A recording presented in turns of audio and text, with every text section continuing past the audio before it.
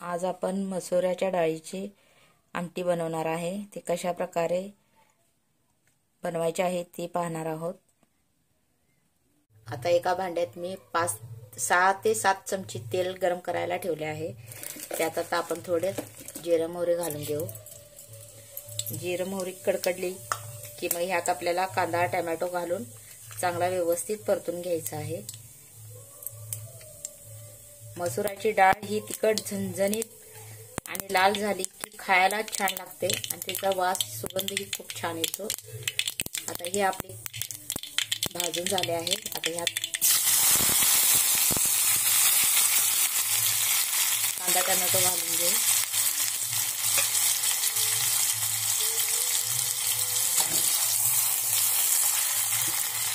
हे तेलात आता व्यवस्थित भाजू द्या। तुम्हाला जर भांड्यात करायचे नसेल तर कुकरमध्ये देखील अशाच पद्धतीने करू शकता। 2 ते 3 शिटीत आपली डाळ एकदम शिजून गिर होते आणि व्यवस्थित लागते। त्याचा वास इतका सुगंध सुटतो की नाही शेजारीची विचार येतील की तुम्ही काय बनवलात ते। अशा प्रकारे त्या कुकरमध्ये डाळ बनते। मी भांड्यात बनवून दाखवत आहे तुम्हाला। आता आपला हा कांदा भाजायचा आहे आणि थोड्या वेळाने भाजला की ह्यात मी 3 चमचे चटणी घालणार आहे।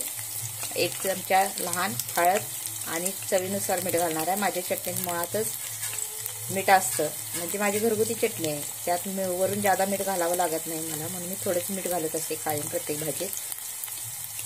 आता हे घालून मला हे परतून घ्यायचं आहे। आणि पहिल्यापासून मी सांगते की तेलात आपल्याला चटणी भाजून घ्यायची आहे। तेला चटणी भाजल्याने काय होते की ते आमटीला भाजीला रंग खूप छान येतो आणि त्याची चवही चांगली राहते। आता तुम्ही पाहू शकत असाल तेलात कसे व्यवस्थित चटणी मिक्स झाली आहे आणि ते कांदा टोमॅटो कसा व्यवस्थित प्रकारे दिसत आहे। आता ह्यात आपल्याला ही डाळ घालायची आहे। ही पण 1-2 मिनिटात हलवून घेऊ अशा प्रकारे तुम्ही ह्याचं सुक्क देखील बनवू शकता। आणि हे गरम केलेलं पाणी तुम्हाला किती वाट्या आमटी करायचं आहे त्या प्रमाणात तुम्ही पाणी घाला, जादा कमी।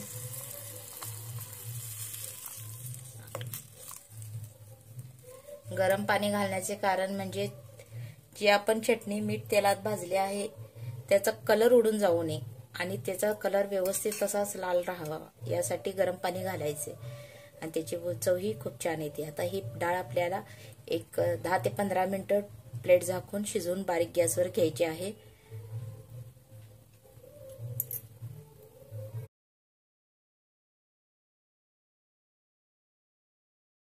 आज आपण मसुराच्या डाळीची आमटी बनवणार आहे। ते कशा प्रकारे बनवायचे आहे ते पाहणार आहोत। आता एका भांड्यात मी 6 ते 7 चमचे तेल गरम करायला ठेवले आहे। त्यात आता आपण थोडे जिरे मोहरी घालून घेऊ। जिरे मोहरी कडकडली की मग ह्यात आपल्याला कांदा टोमॅटो घालून चांगला व्यवस्थित परतून घ्यायचा आहे। मसुराची डाळ ही तिखट झणझणीत आणि लाल झाली की खायला छान लागते आणि त्याचा वास सुगंधही खूप छान येतो। आता हे आपले भाजून झाले आहे। आता ह्यात कांदा टोमॅटो घालून घेऊ।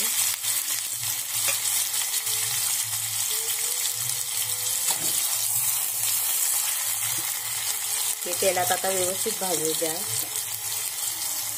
तुम्हाला जर भांड्यात करायचे नसेल तर कुकरमध्ये देखील अशाच पद्धतीने करू शकता।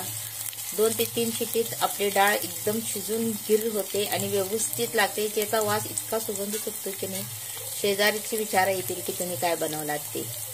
अशा प्रकारे त्या कुकरमध्ये डाळ बनते। मी भांड्यात बनवून दाखवत आहे तुम्हाला। आता आपला हा कांदा भाजायचा आहे आणि थोड्या वेळाने भाजला की ह्यात मी 3 चमचे चटणी घालणार आहे। 1 चमचा लहान हळद आणि चवीनुसार मीठ घालणार आहे। माझ्या चटणीत मुळातच मीठ असतं, म्हणजे माझी घरगुती चटणी आहे। त्यात वरून जादा मीठ घालावं लागत नाही मला, म्हणून मी थोडंच मीठ घालत असते कायम प्रत्येक भाजीत। आता हे घालून मला हे परतून घ्यायचं आहे। आणि पहिल्यापासून मी सांगते की तेलात आपल्याला चटणी भाजून घ्यायची आहे। त्याला चटणी भाजल्याने काय होते की ते आमटीला भाजीला रंग खूप छान येतो आणि त्याची चवही चांगली राहते. आता तुम्ही पाहू शकत असाल तेलात कसे व्यवस्थित चटणी मिक्स झाली आहे आणि ते कांदा टोमॅटो कसा व्यवस्थित प्रकारे दिसत आहे. आता ह्यात आपल्याला ही डाळ घालायची आहे. ही पण 1-2 मिनिटात हलवून घेऊ. अशा प्रकारे तुम्ही हिचं सुक्क देखील बनवू शकता. आणि हे गरम केलेलं पाणी तुम्हाला किती वाट्या आमटी करायचं आहे त्या प्रमाणात तुम्ही पाणी घाला, जादा कमी.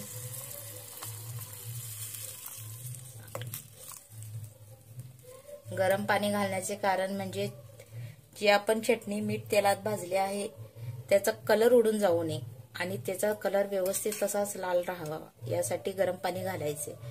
आणि त्याची अशा प्रकारे आपली मसुराची डाळ तयार झालेली आहे.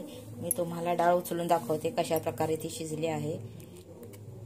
ही पहा, डाळ अशी व्यवस्थित शिजते. गरम पाणी घातले की ती ज्याला 10-15 मिनिटं लागतात ती 5 मिनिटात डाळ व्यवस्थित शिजते.